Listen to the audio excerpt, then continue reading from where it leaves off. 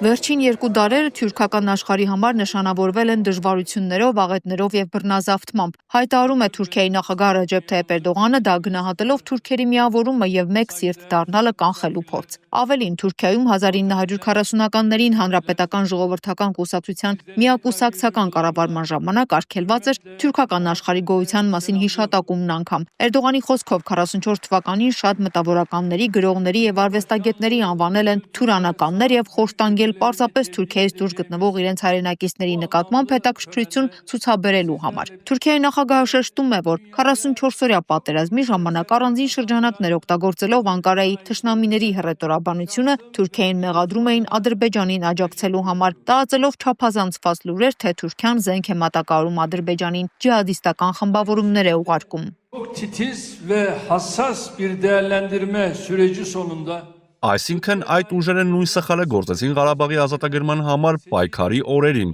ինչպես Բորալթանի կամրջի վրա տեղի ունեցած ողբերգության ժամանակաշրջանում։ Այդ ժամանակվա իշխանությունները շատ լավ գիտեն, թե ինչ է սպասվում ադրբեջանցիներին Բորալթանի կամուրջը հատելուց հետո, բայց չնայած դրան արտահանձնման վերաբերյալ որոշում կայացրեցին, ինչը ստվեր գցեց Թուրքիայի իշխանությունների վրա, բայց նրանք դրանով չեն սահմանափակվել։ Թուրքիա փախչող ադրբեջանցի թուրքերը հանձնվել են իրենց մահապատժի ենթարկողներին, գիտակցելով, որ նրանց գնդակահարելու են Բորալթան կամրջին, պատմությունը պղծելով ամոթալի բծով, որը պատմության մեջ մտել է որպես Բորալթանի ողբերգություն։ Բորալթանի ողբերգությունը ԺՀԿ-ի համար սև բիծ է Թուրքիայի պատմության մեջ։